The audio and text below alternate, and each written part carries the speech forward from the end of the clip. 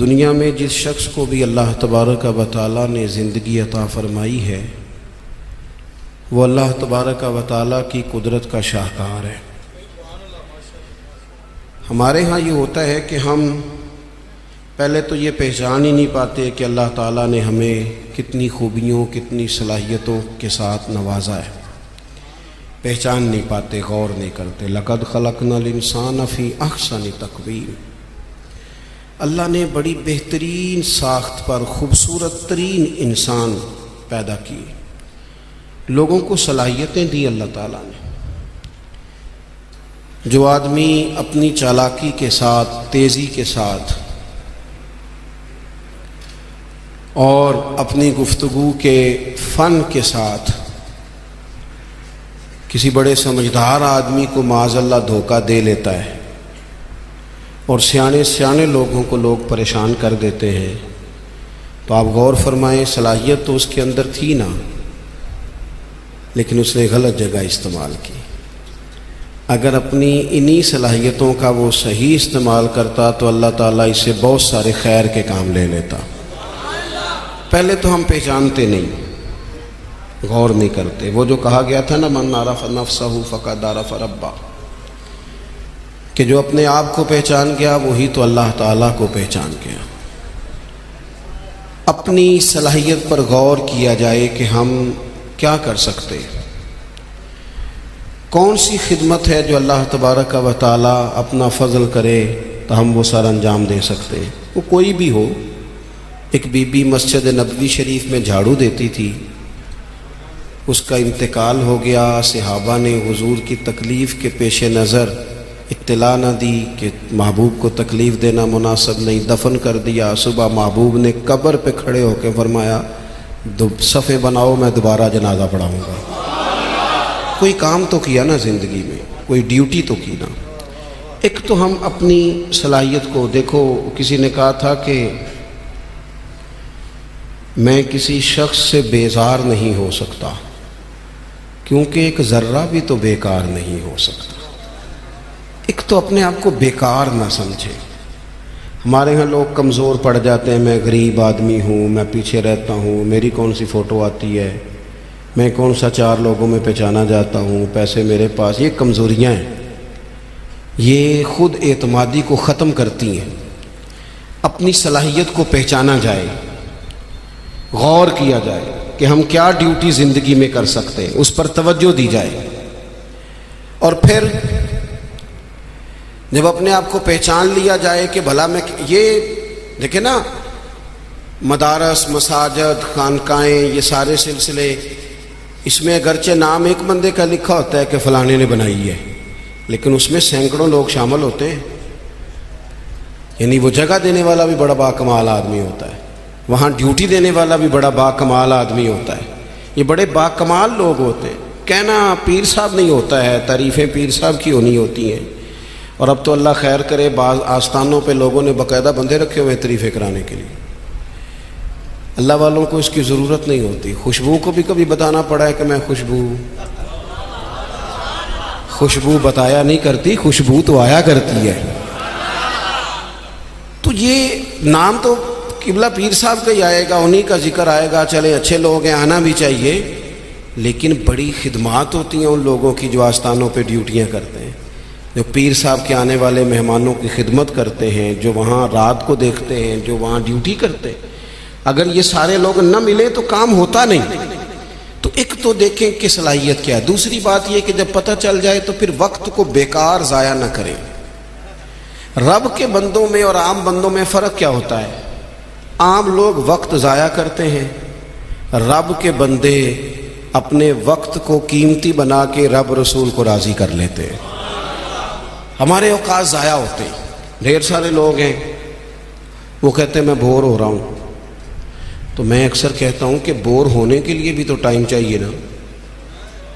ہمیں تو ٹائم ہی نہیں ملتا، بھلا کس وقت بور ہو، ٹائم ہی نہیں ملتا۔ وہ جناب آپ پوچھیں کسی آدمی سے کہ یہاں کیوں کھڑے ہو، کہتے ہیں میں ٹائم پاس کر رہا ہوں، تو میرا کئی دفعہ دل کرتا ہے پوچھنے کو کہ آج آپ نے ایک سپارہ قرآن پاک کا پڑھا ہے؟ محبوب تو پوچھتے تھے نا صحابہ سے صبح کہ آج کسی نے جنازہ پڑھا ہے، مسکین کو کھانا کھلایا ہے، آج فلاں آدمی نے کوئی نیکی کی محبوب سوال کرتے تھے تو ٹائم پاس کر رہا ہوں جی بھی اتنا ٹائم آیا کہاں سے جسے پاس کرنا پڑا. بعض اوقات 1 منٹ ٹھہرنا میں آیا او بھائی 1 منٹ میں 3 دفعہ سورۃ اخلاص پڑھی جا سکتی ہے اور پورا قرآن پاک پڑھنے کا ثواب ہے. آپ نے 1 منٹ کو ایسے سمجھ لیا ہے وقت کا ضیاع. یہ بہت سارے لوگ ہیں جو تبصرے کرتے ہیں، فارغ ہیں کام کوئی نہیں، اس پر بھی تبصرہ اس پر بھی تبصرہ، اس کی بھی بات کرو. بھائی اتنا تو ٹائم ہی نہیں ہے کہ آپ اس کی بات کریں. اتنا کہاں سے وقت آیا؟ نبی پاک علیہ الصلوۃ والسلام نے فرمایا، یہ سیاستہ میں حدیث موجود ہے، فرمایا جب صبح سورج طلوع ہوتا ہے تو دن جب چڑھتا ہے تو دن اعلان کرتا ہے، وہ دن اعلان کرتا ہے کہ لوگوں میں آج آیا ہوں، آج کے بعد دوبارہ نہیں آؤں گا. اگر جو کام تم نے کرنا ہے وہ آج کر لو، میں آج آیا ہوں، آج کے بعد دوبارہ. آج 10 ستمبر کو جس بندے نے سارا دن قرآن پاک نہیں نہ کھولا، یہ اس سال کا 10 ستمبر اسے دوبارہ نہیں ملے گا زندگی بھر. جس نے آج صبح سے ایک دفعہ بھی، میں اکثر کہتا ہوں نبی پاک علیہ السلام نے سارے دن اور ساری راتیں امت کو یاد کیا اور سارا دن ہی گزر گیا، امت نے ایک بار بھی درود و سلام نہیں پڑھا. سارا دن ہم نے بہت ساری خیر کر سکتے تھے، اچھا مشورہ دے سکتے تھے، کوئی بات سیکھ سکتے تھے، لیکن وقت ضائع کرتے. اپنے اوقات کو مرتب کریں. ہمارے بزرگوں کے ٹائم مرتب تھے، طے تھے. امام بخاری اگر ہماری طرح ہوتے تو قرآن مجید کے بعد ایک صحیح ترین کتاب ہمیں دے پاتے. امام مسلم کا بھی اگر وہی حال ہوتا جو آج ہمارا ہے. ڈھیروں لوگ ہیں جنہوں نے بخاری پڑھی نہیں، پوری مسلم شریف کو پڑھا نہیں، اور انہوں نے کتنی محنت کر کے احادیث پر گفتگو کر کے فرق نکال کے کہ یہ حسن ہے، یہ ضعیف ہے، یہ صحیح ہے، یہ متواتر ہے، انہوں نے ہمارے سامنے رکھی. اعلیٰ حضرت فاضل بریلوی نے 1000 کتاب لکھی ہے. کتنی؟ اور کتاب ایسی نہیں کہ وہ مطلب کانٹ چھانٹ کی کتاب بنا لی ہو، وہ جس سمت آ گئے ہیں سکے بٹھا دیے ہیں. کام ان لوگوں کا مرتب تھا، ان کے وقت میں برکت تھی. حضرت عمر بن عبدالعزیز رحمۃ اللہ علیہ سے ایک دن ان کے خادم سے آپ نے کوئی کام کہا تو کہنے لگا حضور یہ کام کل کر لیں گے. تو آپ فرمانے لگے یہ کام اگر کل کریں گے تو جو کام کل کرنے ہیں وہ کب کریں گے؟ ہمارے ڈھیر سارے لوگ ہیں جنہوں نے ابھی تک طے ہی نہیں کیا. آپ نماز نہیں پڑھتے، کہتے ہیں بس میں حج کا رہا ہوں، شروع کرنی ہے. تو اگر حج پہ نہ جا سکے خدا نخواستہ اللہ معاف کرے تو پھر نماز پڑھنی نہیں ساری عمر. میں وہ بچوں کی شادی کر لوں پھر میں ٹھیک ہی ہوں. تو اگر ایسا وقت آیا ہی نہ، خدا نہ کرے، تو پھر کیا پڑھنی نہیں. میں بہت سارے لوگوں سے کہتا ہوں داڑھی شریف رکھ لو، کہتے میں آج نیک نہیں. تو میں نے کہا داڑھی کی قسم ہی اٹھانی تھی، بس نیک ہونا تو رکھنی ہے. روٹی کی اٹھاؤ نا کہ جب تک نیک نہیں ہونا کھانی نہیں. یہ کرو نا بات، باقی سارے کام چل رہے اور اس پر آپ کسی کو توجہ دلائیں. بلکہ بعض نے چھوٹی رکھی ہوئی ہوتی ہے، تو میں کہتا ہوں چھوٹی والے کو بھی تو لوگ مولوی کہتے ہیں نا، تو اسے پوری کر. اپنی مرضی کی کیوں رکھتا ہے؟ رب رسول کی مرضی کی رکھ. کام جو کرنا ہے اسے شروع کیا جائے. جو ڈیوٹی کرنی ہے اسے، ہمارے ملک میں رواج بنا دیا گیا ہے کام نہ کرو بیسے کرو، کام نہ کرو کیچڑ اچھالو. یہ دیکھو نا کتنی تکلیف ہے سیلاب والوں کو، کتنی تکلیف ہے. ہمارے وہاں دوست موجود ہیں، اپنی ہمت کے مطابق کام کر رہے ہیں. میں خود بھی وہاں حاضر ہوا تھا. اب وہ کہتے ہیں کہ جلدی امراض ہونے لگے. یعنی ایک طرف وہ بندہ ہے جو نخرہ کر رہا ہے کہ یہ روٹی میں نے نہیں کھانی، یہ سالن لے جاؤ، اور دوسری طرف ماں کے کہتی ہے کہ صرف میرے بچے کو زخم ہو گئے ہیں، کیڑے کھڑے ہیں پانی میں، جلدیں پھٹنے لگی ہیں، صرف دوائی چاہیے. تو کیا رب کریم نے حساب نہیں لینا؟ چلے مہربانی کرتے، وزیروں نے تو نہیں جانا تھا، پیر ہی ایک دورہ کر آتے، تھوڑی سی توجہ کر لیتے. کیا یہ محبوب پاک کو راضی کرنے کا طریقہ نہیں؟ کیا حضور نے فرمایا نہیں جو میری امت سے محبت کی جس نے اسی نے مجھ سے محبت کی؟ کیا فرمایا نہیں جب میری امتی کو تکلیف ہوتی ہے تو مجھے تکلیف ہوتی ہے؟ یہ کام نہیں خیر کا؟ خدا کے بندے تو ہیں ہزاروں، بنوں میں پھرتے ہیں مارے مارے. میں اس کا بندہ بنوں گا جس کو خدا کے بندوں سے پیار ہوگا. اپنے اوقات کو مرتب کریں. ہمارے ہاں مزاج نہیں کام. یہ دیکھیں نا جلسے ہو رہے ہیں, آ رہا ہے فلانا, جا رہا ہے, یہ ہو رہا ہے, اور سب سیاسی جماعتیں اللہ ماشاء اللہ جتنے خرچے یہ ان کاموں پہ کرتے ہیں نا, اس سے آدھے خرچے اگر کریں. آپ گاڑیاں سجا رہے ہیں, فلان ہو رہا ہے, پجاروں نکلی ہوئی ہیں, فلاں کام ہو رہا ہے, اور دوسری طرف حال یہ ہے کہ لوگ چار پہیاں کھڑی کر کے ان کے اوپر چادریں ڈال کے اپنی بیٹیوں کو چھپائے بیٹھے ہیں. نہ ادھر ادھر کی تو بات کر, یہ بتا کہ قافلہ کیوں لٹا, مجھے رہزنوں سے غرض نہیں, تیری رہبری کا سوال ہے. تھوڑا سا توجہ دینے کی ضرورت ہے کہ ہم ترجیحات ہماری کیا ہیں, ہم اصل میں کرنا کیا چاہ رہے ہیں, ہمارا رستہ اور سفر کیا ہے. وہ ایک علاقے میں نا, بلکہ یہ میرپور جب ایک دفعہ تاریخ بتاتی ہے کہ سارا کسی حادثے سے ٹوٹ گیا تھا, تو ایک آفیسر کہتے ہیں میری یہاں ڈیوٹی تھی, کیونکہ شہر سارا ہی ایک دفعہ الٹ پلٹ ہو گیا تھا, تباہ ہو گیا تھا. تو میں نے دیکھا ایک بوڑھا شخص اور اس کی بیوی 2 بوریاں گدے پہ رکھے ہوئے آ رہے ہیں. میں نے آگے بڑھ کے سلام لی, بابا جی کدھر جا رہے ہو؟ کہنے لگے پوچھنا تھا وہ بیت المال کا دفتر کہاں ہے, کہاں جہاں خزانہ جمع کرایا جا رہا ہے. تو میں نے کہا بابا جی میں ہی ہوں دفتر کا آفیسر, آپ نے کیا جمع کرانا ہے؟ تو کہنے لگے میں نے اور میری بیوی نے کانپتے اور بوڑھے ہاتھوں سے محنت کر کے یہ کچھ سونا چاندی ملبے کے نیچے سے نکالا ہے, بیت المال میں جمع کرانا ہے. تو میں نے کہا بابا سارے لوگ گھر لے جاتے ہیں, آپ بیت المال میں لے آئے. کہنے لگے پتر شہر سارا ٹوٹ گیا ہے, یہاں ہمارے بزرگوں کی قبریں ہیں, ہم تعاون کرنا چاہتے ہیں ہمارا شہر پھر سے آباد ہو جائے. شہر آباد ہوں گے تو گھر بھی انشاءاللہ بانی جائیں گے. وطن جب رہتے ہیں نا تو پھر سارے کام ہی چلتے رہتے ہیں, لیکن آپ پرواہ نہ کریں, وقت کو ضائع کریں اور فضول ابحاث میں ٹائم ضائع کریں, کوئی معنی نہیں. آپ دیکھیں نا نبی پاک صلی اللہ تعالیٰ علیہ وسلم نے فرمایا وہ بہترین مسلمان ہے جو لا یعنی باتیں چھوڑ دے, بے مقصد باتیں زندگی میں چھوڑ دے, بس با مقصد باوقار پتے کی بات زندگی میں کریں, وقت کو ضائع نہ کریں. اور جن لوگوں نے اپنا وقت مرتب کیا, کام کیا, ڈیوٹی کی زندگی میں, حضرت عمر بن عبدالعزیز کی عمر 39 سال ہوئی ہے, پوری 40 نہیں. کتنی بولیے؟ 39 سال کی عمر میں یہ بندے نے روز قرآن پاک بھی پڑھا, درود پاک بھی پڑھا. اس شخص نے امت کو عدل و انصاف سے بھی بھرا, مساجد بھی بنائی, انہوں نے مدارس بھی قائم کیے, خدمتیں بھی کی. عمر 39 سال پائی, لے سجنا سا توڑ ہی نہیں پائی, جان بھی دیتی تیرا تیرے. ہم نے تو طے ہی نہیں کیا آج تک. یہ بہت سارے نوجوانوں کو میں دیکھتا ہوں ساری دن تصویر پہ گزر جاتا ہے, سارا دن فوٹو آنی چاہیے. اور قوم نہ زیادہ تر اللہ ماشاءاللہ بالخصوص نوجوان نسل ہواؤں میں زندہ ہے, خوابوں میں زندہ ہے, موبائل کے اندر زندگی گزار رہے ہیں. زندگی کے دکھ کچھ اور ہیں, کرب کچھ اور ہیں, تکلیفیں کچھ اور ہیں, سمجھنے کی چیزیں کچھ.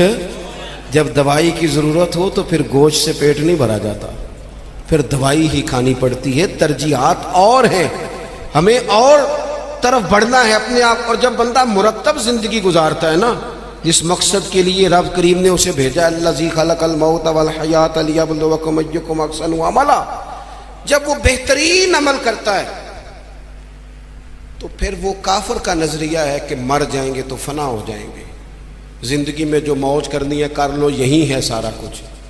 مومن کو تو بتایا گیا ہے کہ تو یہاں قیدی ہے, تیری یہاں زندگی رب چاہی گزار دنیا میں, اللہ رسول کی مرضی پہ چل. قیامت کے دن اللہ تبارک و تعالی جنت میں تجھے ساری نعمتیں عطا فرما دے گا. یہ کووڈ-19 کے دن تھے نا, تو مجھے ایک سرکاری ادارے میں مدعو کیا گیا. کہنے لگے جی خوف بڑا ہے لوگوں پہ, کرونا سے ڈرتے ہیں. بعض لوگ تو ایسے ہیں جو کسی جگہ ہاتھ, یہ ٹینشن بڑی سوار ہوتی ہے نا. ایک صاحب میرے سامنے بیٹھ کے کہنے لگے جی مجھے تو زیادہ لوگ جمع ہو جائیں تو گھٹن ہونے لگ جاتی ہے, تو یہ قبر میں تو میں تو بڑا خوف کھاتا ہوں. تو میں نے ان سے کہا قبر کھڈا ہے, گڑھا ہے, دوزخ کے گڑھوں میں سے گڑھا ہے, حدیث صحیح موجود ہے, بات بالکل ٹھیک ہے. لیکن قبر کی ایک دوسری حالت بھی ہے جو بندہ مومن کے لیے, آپ کا جو خیال ہے نا سانس کیسے آئے گی، چاروں جانب سے بند ہے، تو جو رب ماں کے پیٹ میں بندے کو سانس کے لیے موقع دیتا ہے نا، اور اگر کوئی اس سے بھی زیادہ آسان بات سمجھنا چاہے تو انڈا چاروں جانب سے بند ہوتا ہے، سوراخ بھی کوئی نہیں ہوتا، چاروں، میری طرف دیکھیں جی، چاروں جانب سے انڈا بند ہوتا ہے، لیکن جب چوزا نکلتا ہے تو زندہ بھی نکلتا ہے، سانسیں بھی لیتا ہے اور خوبصورت بھی نکلتا ہے۔ تو جو مالک وہاں اس کے لیے ساری آسانیاں فراہم کرتا ہے وہ قبر میں بھی فرمائے گا۔ لیکن دو حالتیں ہیں نا، ایک وہ کھڈا ہے، وہ گھڑا ہے۔ دیکھیں میں نے اگر گجرانوالہ آنا ہے تو گجرانوالہ کی سڑک پہ چڑھنا چاہیے، پنڈی والی سڑک پہ تو اگر کوئی سڑک ہی اختیار کی ہو جو سیدھی کھڈے میں جاتی ہو، تو اس نے تو سڑک جان بوجھ کے اختیار کی ہے، نہ حلال حرام کی تمیز ہے، نہ بولنے میں احتیاط ہے، نہ کوئی پرواہ ہے، نہ بیٹیوں کا حق دیا ہے، نہ بہنوں کو ان کا حق دیا ہے، نہ ذمہ داریوں کا احساس کیا ہے۔ تو پھر اللہ معاف فرمائے، اس نے تو سفر ہی کھڈے کا شروع کیا۔ لیکن اگر اس نے زندگی تھوڑی محتاط گزاری ہے، رب چاہی گزاری ہے، تو پھر قبر کی دوسری حالت بھی حضور نے بیان کی۔ یعنی بندہ مرے گا تو ذرا تصور کرنا کیا کہنے لگا ہوں، جب وہ مرے گا تو اس کی صرف قبر نہیں بلکہ اس کی قبر باغ ہے، کیاری ہے، قبر باغ ہے، اور معمولی باغ نہیں، جنت کے باغوں میں سے باغ، اور ایسی کیاری جنت کی، ایسا باغ، ایسا گلشن کہ جس میں آنکھ کھلتے ہی پہلی زیارت ہی مدینے والے محبوب کی نصیب ہوگی۔ کیا کہا حضرت نے، کہنے لگے لحد میں عشق رخ شاہ کا داغ لے کے چلے، ہم نے اندھیری رات سنی تھی چراغ لے کے چلے۔ اب اللہ فرماتا ہے یوم نحشر المتقین الی الرحمن وفدا، فرمایا جو متقی لوگ ہوں گے نا، پرہیزگار، وہ جب رب کی بارگاہ میں پیش کیے جائیں گے تو مہمان بنا کے پیش کیے جائیں گے، اللہ کی بارگاہ میں مہمان بنا کے۔ وَنَسُوقُ الْمُجْرِمِينَ إِلَىٰ جَهَنَّمَ وِرْدًا، اور مجرموں کو جہنم کی طرف پیاس سے ہانکا جائے، پیاس سے ہانکا جائے۔ اپنے معاملات زندگی کو ہمیں جلدی سے طے کر لیں، وقت نہ گزر گیا تیزی سے، کالے بالوں کی جگہ سفید آنے لگ گئے، اور تندرست وجود کہیں کہیں سے درد کرنے لگ گیا۔ یاروں کے دوستوں میں سے، یاروں کی جماعتوں میں سے کچھ دوستوں کے ہم جنازے پڑھائے، وہ جنہ باجوں ایک پل نہیں سجیندے، پھر وہ شکلیں یاد نہ رہی ہیں۔ داؤد تائی رحمۃ اللہ علیہ سے ہارون رشید نے کہا تھا کہ کوئی نصیحت کر دیں، تو فرمانے لگے آپ کے والد کہاں ہیں؟ کہا قبرستان میں، دادا قبرستان میں، کہا ایک بیٹا بھی تھا قبرستان میں، بھائی قبرستان میں۔ فرمانے لگے تو نے اتنے جنازے پڑھے، ابھی بھی میں تجھے نصیحت کروں؟ تیرا کیا خیال ہے؟ وہ چلے گئے، تو نے نہیں جانا؟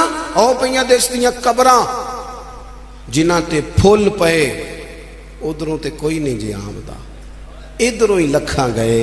اپنی زندگی میں تھوڑا چیزوں کو طے کریں۔ بڑی ہو گئی تصویریں، بڑی ہو گئی ویڈیو، اور بڑے ہو گئے چکر، اب بڑا کچھ ہو گیا۔